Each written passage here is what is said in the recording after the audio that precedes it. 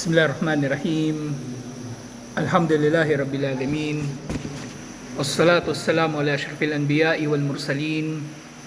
Nabiyina Muhammadin wa ala alihi wa sahbihi ajma'in. Assalamualaikum warahmatullahi wabarakatuh. So inshallah tafsir. At ngayon inshallah tafsiru surati wat-tini waz-zaytun wa hiya makkiyah. Ang tafsir ng Suratul Tin at ang mga sahaba pinapangalanan din nila ang mga sura sa kung ano yung nauunang salita rito. Halimbawa yung Suratul Alaq, nakikilala rin ito bilang Suratul Iqra at iba pang mga katulad dito. So ang Suratul Tin, ito ay pinahayag sa Makkah. At isa sa mga nakikilalang fadal o kainaman ng Suratul Tin, qira'atu wat-tini bis salati fis safar.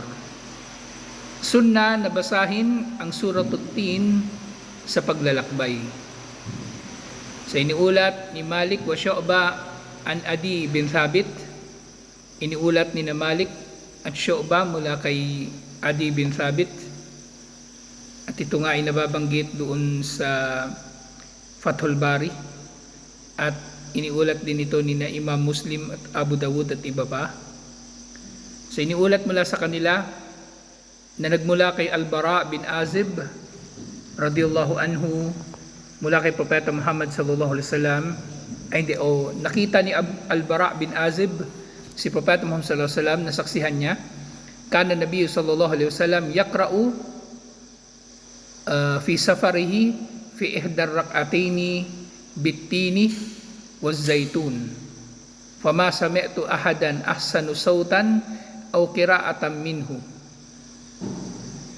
So sinabi ni Al-Bara bin Azib, si Propeta Muhammad sallallahu alaihi wasallam binabasa niya sa kanyang paglalakbay sa isa sa mga dalawang rakaah ng mga sala sa paglalakbay ang sura na ito, wat-tini waz-zaytun.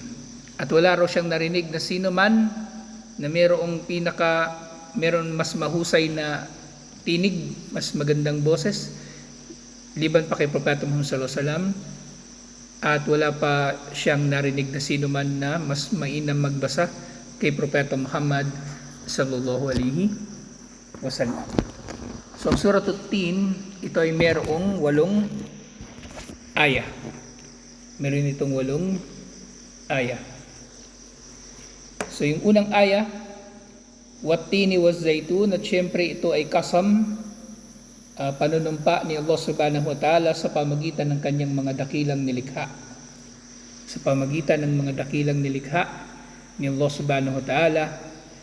Al-muradu bit-tini, at yung tin na tinutukoy dito sa sinasabi, iniulat ni Al-Awfi mula kay Ibn Abbas na sinasabi annahu masjidu Nuh alladhi alal judi. So ang tin na tinutukoy ayon sa mga tafsir o isa sa mga tafsir dito, ang masjid ni Nuh alayhis salam doon sa bundok ng Judi. At yung bundok ng Judi, doon lumapag yung kanilang barko pagkatapos ng baha. Doon sila lumapag. At iniulat sa iba pang mga tafsir at nababanggit ni Mujahid. Iniulat ito ni Imam At-Tabari, nababanggit din ni Imam At-Tabari. Huwa tinukum hada. Ang tin na tinutukoy dito ay yung tin na nakikilala ng mga tao. Yung tin, isa itong uri ng puno na meron itong namumunga ito, at yung bunga nito ay maaring makain. Yung sinasabi nila sa Tagalog na ibang translation, yung puno raw ng igos, pero actually hindi ko matiyak kung ano ba talaga yung tin dito sa Pilipinas. Pero yun nga, ang tin na ito sa mga tafsir, sa maring ito ay yung masjid ni Nuh alayhis salam na itinayo niya pagkatapos ng baha doon sa bundok ng Judi, at ang tin na yung puno ng tin. Iniulat ni Ka'ab al-Ahbar, si Ka'ab al-Ahbar, kung naalala ninyo, isa siyang Hudyo na nagmuslim sa panahon ni Umar bin Khattab radiyallahu anhu. So iniulat nilang dalawa at ni Qatada at gayon din si Ibn Zayd at iba pang katulad nila na ito nga, yung Zaytun naman, yung Zaytun, so yung tin, kung ang tin kanina ayon sa ibang mufassirin, ito ang Masjid ni Nuh alayhis salam. Ang Zaytun naman, huwa Masjidu Baitul Maqdis. Ito yung masjid doon sa Jerusalem. Ito yung masjid doon sa Jerusalem, literally yung kauna-unahang masjid na naitayo doon. Kasi ngayon nga sa Jerusalem, maraming mga masjid ang matatagpuan doon. Naroon yung Masjid al-Qibli, yung lumang building doon na tinatawag din na Masjid al-Aqsa, yung Dome of the Rock, yung magandang masjid na nasa gitna, at iba't iba pang mga masjid na maliliit. Pero actually, kapag sinabing al-Aqsa, yung kabuuan yun. Yung kabuuan yun ng lugar na yun, yung tinatawag na al-Aqsa. Hindi lang yung kahit isa sa mga masjid doon, yung kabuuan doon. Kasi yung mga tao mahilig sila sa conspiracy theory. Yung pinapakalat daw, mali daw na ipapakalat ang picture ng Dome of the Rock at tatawagin itong Masjidul Aqsa. Totoo naman, hindi siya ang Masjidul Aqsa. Ang kubuan ng Aqsa yung buo na yon, yung buong compound na yon. Pero yun nga, syempre may mga nag-share ng picture na yun ay Masjidul Aqsa. So mas tama kung sasabing Al-Aqsa, yung kabuuan ng compound. Okay, pero syempre yung mga nag-share naman ng ganun, hindi naman ibig sabihin na kasali sila doon sa, kasi sabi ng mga conspiracy theorists, kaya daw ganun, gusto raw burahin ng mga Hudyo sa alaala ng mga Muslim, yung Masjidul Aqsa, tinutukoy nila Masjidul Qibli.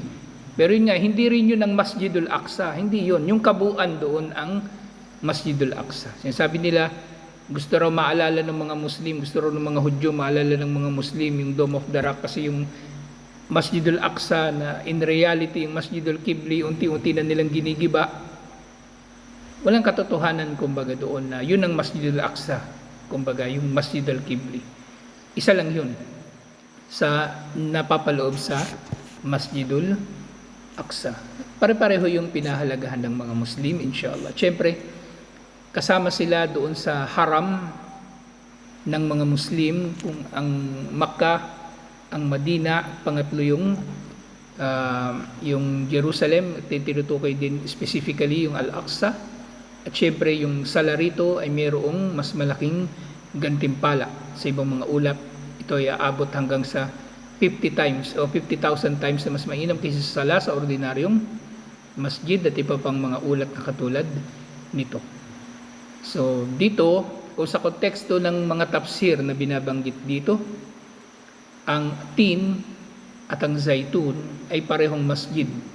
Masjid ni Nuh alayhis salam at masjid sa Al-Aqsa, at naiulat din na syempre ang nagtayo ng Masjidul Aqsa si Yaqub alayhis salam. Si Yaqub alayhis salam. Si Ibrahim alayhis salam ang nagtayo ng Kaaba. So doon naman sa Al-Aqsa ay si Yaqub alayhis salam. Pero nga nung dumating doon si Umar bin Khattab radiyallahu anhu sa Al-Aqsa, yung lugar na yun, kumbaga, na kung saan matatagpuan yung lugar na pinagsalahan nila, kumbaga yung pinagtayuan na talaga ng, hindi ko maalala eksakto kung yun ba yung Dome of the Rock o yung Masjid al-Qibli. Pero di ba, nang dumating si Umar bin Khattab radiyallahu anhu, sabi ni Sophronius, yung patriarch ng Eastern Orthodox Church doon sa Jerusalem, magsala na sila doon sa loob ng simbahan. Pero tumanggi si Umar bin Khattab radiyallahu anhu. So doon sa Omar series, authentic yun, yung pagkakakwento doon. Authentic na, yun talaga yung nangyari. Tumanggi si Umar bin Khattab radiyallahu anhu kasi ayaw niya na isipin ng mga Muslim na pwedeng, kumbaga, porke nagsala doon si Umar bin Khattab radiyallahu anhu, ay pwede na nilang kamkamin yung simbahan na yun ng mga Kristiyano. At kinatatakutan niya na magiging kumbaga sunnah na yung mga Muslim ay magsasala sa simbahan tapos kakamkamin nila yung simbahan. So ang ginawa na lang nila ay napunta sila doon sa isang lugar at may mga nagsasabi pa nga yung lugar na yon na kung saan pinili ni Umar bin Khattab radhiyallahu anhu nung panahon na yun naging tambakan. Pero yun ang naging lugar kung saan nag-imam si Propeta Muhammad sallallahu alaihi wasallam sa mga propeta. Kaya pinili niya yung lugar na yun at doon na naitayo yung yung kauna-unahang masjid. Syempre, dati na yung masjid, oo. Pero kumbaga sa umma na ito ang kauna-unahang masjid, yun na yun, yung lugar na yun. At yun nga, hindi ko lang matiyak kung ito ba yung Masjidul Qibli o yung mismong kinatatayuan ng Dome of the Rock, yung Qubatus Sakhra. Pero tiyakin ko pa, inshallah. So parehong masjid yung tinutukoy. Ngayon, Turi Sinin, Wattini Wazzaituni, yung pangalawang aya, Waturi Sinin, yung Tur na tinutukoy dito, sinabi ni may nalaktawan pala tayo. Sa isa pang tafsir naman ng Zaitun, Wakala Mujahid wa Ikrimah, sinabi ni na Mujahid at Ikrimah. At ang Ikrimah na tinutukoy dito, syempre si Ikrimah bin Abi Jahal, yung anak ni Abu Jahal na nagmuslim. Okay, so si Abu Jahal, kahit gano'n siya kasama, meron siyang anak na nagmuslim, si Ikrimah, nagmuslim siya nung Fathu Makkah. At si Abu Jahal, meron siyang kapatid na yung buong kapatid niya na nagmuslim. At meron din siyang kapatid sa ina na nagmuslim. So marami sa mga kamag-anak ni Abu Jahal sa angkan lalo ng Makhzum ang nagmuslim. Sina Abu Salama, sina Ummu Salama, syempre sina Khalid bin al-Walid kalauna nagmuslim. Marami. So hindi natin masasabi na porke masamang tao, wala na siyang magiging kamag-anak o anak na matino. At kung merong matino, hindi rin naman natin masasabi na lahat ng anak niya magiging matino. Baka meron ding gago. Katulad doon sa nangyari sa mga propeta na sinubok din sila ni Allah sa pamagitan ng pagkakaroon nila ng mga kamag-anak na suwail o hindi mananampalataya. Katulad mismo kay Nuh alayhis salam, yung asawa niya, tsaka yung asawa niya, yung anak niya na nalunod, at si Lut alayhis salam, yung asawa niya na kumampi doon sa mga bading at iba pang mga katulad nito. So sinabi nila, huwa hada zaitun alladhi tu'sirun. Yung zaitun na tinutukoy dito ay yung zaitun mismo na pinipiga ninyo. Zaitun yung olive, kapag piniga, makukuha ninyo dito yung olive oil. Pero yung olive mismo, pwede rin siyang kainin. Pwede rin siyang kainin. So binabanggit sa mga tafsir, ang tin, Masjid Nuh, ang zaitun, yung masjid sa Masjidul Aqsa, at syempre sa iba pang mga tafsir, yung literal na tin at yung literal na olive, yung zaitun. Literal na zaitun. So yung Turi Sinin, sa inuulat ni Ka'ab al-Akhbar at iba pa, huwal jabalul ladhi kallama Allahu alayhi Musa alayhis salam. So ito yung nababanggit ni Imam at-Tabari. So yung Turi Sinin, ito na yung bundok ng Sinai na kung saan kinausap ni Allah subhanahu wa ta'ala si Musa alayhis salam. Tur, sa kahulugan na maaring mga hulugan kasi yung Tur na kahit anong bundok. At yung Sinin, yung Sinai Peninsula. Yung Sinai Peninsula, kung titingnan ninyo sa mapa, ito yung yung piraso ng lupa, parang triangle, yung hugis niya, ganun, baliktad na triangle, sa pagitan ng Palestine, Saudi Arabia, at ng Egypt sa kasalukuyan. Okay? Sa kasalukuyan, ang bansang nakakasakop sa Sinai, yung Egypt. Kaya ang kadikit ng border ng Gaza, yung Egypt. Pero yun nga, naghihigpit ang gobyerno ng Egypt, hindi nila basta-bastang binuksan yung border nila para makapasok doon yung mga Palestino. Pero actually may dahilan. May dahilan na yun nga, unang dahilan doon, ayaw din nila na makapasok sa Egypt yung Hamas at doon naman manggugulo. At Pangalawa, katulad nga ng paninindigan ng Saudi Arabia, hindi nila kailangan kumuha ng mga Palestino na mga refugee. Dahil ayaw nila na mawawala ang mga Palestino sa Israel. Kasi yun yung gustong mawala ng, kumbaga, hindi Israel, sa Palestine. Yun ang gusto ng mga Hudyo. Mapalayas totally yung mga Palestino. Ngayon kung yung mga bansang Arabo, susundin nila yung sinasabi ng mga kuffar, tumanggap na kayo ng mga refugee galing sa Palestine. Di natupad yung master plan ng mga Hudyo. Yun ang dahilan kung bakit hindi tumatanggap ng refugee ang mga bansang Arabo. Meron na noon pa, may mga nakatakas na papunta sa kanila noon pa, pero sa makabagong panahon, talaga pinininindigan nila. Hindi namin sila kailangan tanggapin kasi gusto nilang manatili dyan. Hayaan nyo silang manatili dyan. Kung gusto nyo, umalis kayo, kayong mga Hudyo. Pero huwag nyo silang ipipilitan na tatanggapin ng mga bansang Arabo. Kasi taga dyan naman sila. May karapatan sila dyan. Mas may karapatan sila sa kanilang mga lupa kaysa sa mga Hudyo na nananakop ng kanilang mga lupa. So yung Turi Sinin, ito yung bundok ng Sinai. Wahadal baladil amin, yung pangatlong aya. So lahat ng ito ay kasam, lahat ng ito ay panunumpa ni Allah. So nanumpa si Allah sa tin, sa Zaytun, at nanumpa si Allah sa Turi Sinin, at nanunumpa si Allah muli doon sa Hadal Baladil Amin, sa lungsod na ito na ligtas. Sa yung kasam, so malalaman ninyo siya yung panunumpa. Kapag yung karugtong ng wa ay kasra, so yun ay nagiging kasam sa kahulugan niya. Diba, wallahi. O yung wa, ang wa hindi naman harfu jar, di ba?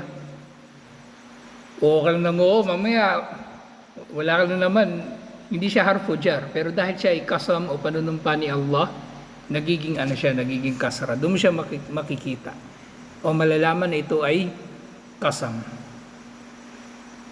So itong Baladul Amin na ito, ang lungsod na ligtas, yani Makkah. Ang tinutukoy dito ang Makkah. Qalahu Ibnu Abbas wa Mujahid wa Ikrimah wal Hasan wa Ibrahim an-Nakh'i wa Ibn Zaid wa Ka'ab al-Ahbar. So maraming mga nag-ulat tungkol dito na ang tinutukoy dito yung Makkah. Wala khilafa fi dalik. At lahat sila ng mga sahaba ng salaf ay nagkakasundo na ang Baladul Amin na ito ay ang Makkah at wala ng iba. Wa qala ba'da al-a'immah, sinasabi ng iba pang mga naunang mga scholar, hadihi mahalun thalatha ba'athallahu fi kulli wahidin minha nabiyun mursalan min ulil azmi ashabu syara'i al-kibar. So sinabi ng iba pang mga scholar tungkol sa mga bagay nito na yung tatlong unang aya ng Surat At-Tin ay pawang tumutukoy sa mga lugar na kung saan nanggaling o nagmula ang ulul azmi minar rusul. So sino-sino ba yung mga ulul azmi minar rusul? Sina Nuh alayhis salam, kasama si Isa alayhis salam, si Propeta Muhammad sallallahu alaihi wasallam, at sino ba? Si Ibrahim alayhis salam. So, sila'y nanggaling sa mga lugar na ito. At syempre si Musa alayhis salam. Nanggaling sila sa mga lugar na ito.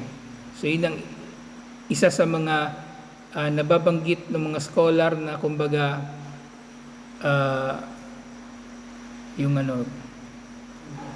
yung dito nila sinamarize yung tatlong unang aya ng Surat At-Tin. Lahat ng ito ay lugar ng ulul azmi minar rusul. Na dito nga, fal-awwal, mahallatut tin wa zaytun wa hiya Baitul Maqdis. So ang lugar daw ng tin at ng zaytun ay ang Baitul Maqdis, yung Al-Aqsa o yung Jerusalem. Pero sabi kanina, di ba, doon daw naglanding yung barko ni Nuh alayhis salam. So maaaring maunawaan natin na naunawaan ng mga scholar na ang barko ni Nuh alayhi salam ay naglanding malapit din sa Jerusalem. Kaya nila nasabi ito. Sa nga, alati ba'athallahu fiha Isa ibn Maryam alayhi salam, na mula nga rito ay isinugo ni Allah si Isa bin Maryam alayhi salam. Wathani Turu Sinin, at pangalawa yung bundok ng Sinin, bundok ng Sinai. Wa huwa Turu Sina alladhi kallama Allahu alayhi Musa bin Imran. Na ang bundok ng Sinai, ito yung lugar na kung saan kinausap ni Allah si Musa bin Imran, pangalan ng tatay niya Imran. Wa thalithu Makkah, at pangatlo yung Makkah, wa huwa al-baladul amin. Ito ang lungsod na ligtas. Alladhi man dakhalaha kana aminan. Ang lungsod ng sino mang papasok dito ay ligtas. Okay, so actually kahit ang Quraysh ay ginagalang nila ang katotohanan na ito, na ang Makkah ay haram, ang Makkah ay isang sanktuaryo, kumbaga naligtas ang sino mang naririto. Kaya nga nung Fathu Makkah, nung parating na sina Propeta Muhammad sallallahu alaihi wasallam at nag-usap na sila ni Abu Sufyan, kumbaga pinag-uusapan na nila yung pagsuko ng Makkah. Nag-usap na sila ni Abu Sufyan. Actually, dun sa pag-uusap nila na yun ni Abu Sufyan, nagsyahada na. Nauna nang nagsyahada si Abu Sufyan. Kaya nga, dun sa Omar series, yung authentic din yung pagkakaulat doon, sinabi niya doon sa mga taga-Makkah, sino man ang nais na maging ligtas ay magtago sa bahay ni Abu Sufyan. Pero yung nagreklamo yung mga tao, ba't sa bahay mo? Paano kami magkakasya dyan lahat? Sabi niya, sige, sino mang gustong maligtas, magtago sa kanyang sariling bahay. O kaya, hindi ko na maalala yung naunang nabanggit. Basta isa sa mga binanggit niya, syempre, sino mang nandun malapit sa Kaaba ay ligtas. Kasi nga doon sa Kaaba, hindi pwede magkakaroon ng patayan doon. Ang tanging mga lumabag sa pagiging haram ng Makkah, kung sa kasaysayan na, syempre kauna-unahan, yung walang hiya, si Al-Hajjaj bin Yusuf al-Thaqafi, nang sinalakay niya si Abdullah bin Zubair doon sa Makkah, na halos nadurog yung Kaaba, binomba niya ng binomba yung Makkah. Tapos, yung Karamita, yung isa sa mga sekta ng mga Shia, mga 900, sinalakay nila yung Makkah, pinatay nila yung mga nag-hajj, at sa sobrang dami nung napatay nila, pinagpatong-patong nila yung mga ulo ng mga napatay nila at nakagawa sila ng maliit na bundok. Pagkatapos sinakaw nila yung black stone. Kaya ngayon black stone, basag-basag. Kasi nung mahuhuli na sila ng mga sundalo ng khalifa, itinapon nila yung black stone at iniwan nila at sila ay tumakas. At syempre 1979, nang lumusob yung mga Khawarij naman, yung grupo ni na Al-Utaybi, at nagpakilala rin sila syempre na sundalo daw ng Mahdi. Yun nga, ito yung mga tao na kumbaga lumabag sa kumbaga sa pagiging ligtas ng Makkah. Mga nagpapakilala pang Muslim. So ang Makkah ay ligtas na lugar, alhamdulillah. Na dito nga yung Watini was Zaitun, sa doon ipinahayag o doon ipinadala si Isa alayhi salam. Athani Turu Sinin, doon kinausap ni Allah si Musa alayhi salam. At pangatlo yung Makkah, wal baladul amin alladhi man dakhalha kana aminan, sino man ang papasok dito ay ligtas. Wa huwa alladhi ursila fihi Muhammadan sallallahu alaihi wasallam. At dito isinugo si Propeta Muhammad sallallahu alaihi wasallam. Qalu wa fi akhir at-taurati dhakara hadhihi al-amakin ath-thalatha. Sinasabi rin ng ibang mga mufassirin na sa Torah, yung original na Torah, kasi problema sa Torah, marami na rin itong iba-ibang version. Okay? May mga Hudyo, binabasa nila yung version ng Torah na Babylonian, ibig sabihin natipon doon sa Babylon nung sila'y kinulong ng mga Babylonian, at nakaligtas lamang sila doon nang pinalaya sila ni Cyrus the Great ng naunang Persian Empire. Achaemenid Dynasty. Kasi yung Persian Empire na inabutan ng mga Muslim, yung Sasanian Dynasty na, bago ng dynasty. Pero parehong ang Persian Empire, kumbaga magkakarugtong yung kasaysayan nila doon sa mga Babylonian, doon sa mga Chaldean, doon sa mga Assyrian. Magkakarugtong sila ng kasaysayan. So nga, ito yung mga lugar na nababanggit doon sa dulo ng Torah. So sinabi dito, Ja'allahu min turi Sina, na si Allah daw ay dumating. Ibig sabihin ng dumating, syempre hindi man literal na dumating. Kung original na Torah yung titingnan natin, so marang tinutukoy dito ay kumbaga nagpakita si Allah. Di ba nagpakita rin naman si Allah talaga doon sa isa sa mga bundok doon, at yun ay napatag ng hiniling ni Musa alayhis salam sa kanya, na makita siya ni Musa alayhis salam. So sabi, Ja'allahu min turi Sina, ya'ni alladhi kallamallahu alayhi Musa bin Imran. So dumating daw si Allah sa bundok ng Sinai, na dito kinausap ni Allah si Musa alayhis salam. Wa asyraka min sa'ir.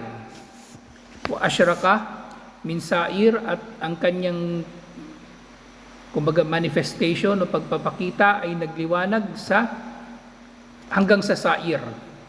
Ya'ni Jabalu Baitul Maqdis alladhi ba'atha Allahu minhu Isa.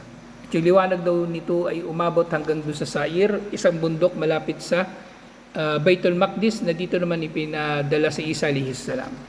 Musta'lana min Jibali Faran. At mula rito daw ay lumaganap din ang liwanag dito hanggang sa Faran, yung bundok ng Paran, na nababanggit din actually doon sa Lumang Tipan. Kung naalala niyo yung kasaysayan ng lahi ni, sino ba yun? Si Amin Rodriguez. So nababanggit yung verse na yun ng Bible doon. So yung Paran, ya'ni Jibal al-Makkah allati arsalallahu minha Muhammadan sallallahu alaihi wasallam. At ito nga yung tawag ng mga tao nung unang panahon sa mga kabundukan sa paligid ng Makkah. Paran. Fa, alif, ra, alif, nun. Pero ito sa Bible, sa translation, letter P na yung ginagamit nila. Paran. So pinadala doon si Propeta Muhammad sallallahu alaihi wasallam syempre sa Makkah. Fadakarahum mukhbiran anhum ala tartibi al-wujudi bihasabi tartibihim fi zaman. At nababanggit ang tatlong lugar na ito ayon sa paglitaw ng tatlo sa mga ulul azmi minar rusul ayon sa kanilang panahon. Unang binanggit si Musa, tapos si Isa, tapos si Propeta Muhammad sallallahu alaihi wasallam alayhimus salam. Walihada aqsama bil ashrafi thumma al ashraf minhu thumma bil ashrafi minhuma. Dahil pinakita o kaya ipinahayag dito sa Torah ang marangal, at sumunod na binanggit yung mas marangal, at sumunod na binanggit nga, ang huling binanggit ang pinakamarangal, at yun ay si Propeta Muhammad sallallahu alaihi wasallam. O kumbaga sa lugar din, unang binanggit yung lugar na marangal, yung Al-Aqsa, tapos binanggit yung bundok ng Sinai, marangal, at binanggit na mas marangal yung Al-Aqsa, at binanggit na pinakamarangal syempre yung Makkah, na mas marangal kung iahambing sa dalawa na ito. So ito yung kahulugan ng unang tatlong aya ng Surah At-Tin. So susunod insyaAllah, talakayin natin yung paboritong aya ng mga tagapagtanggol ni Diwata. Laqad khalaqnal insana fi ahsani taqwim, nilikha namin ng mga tao sa pinakamainam na anyo. At yung mga susunod pang mga aya insyaAllah. So dito na lang. Assalamualaikum warahmatullahi wabarakatuh.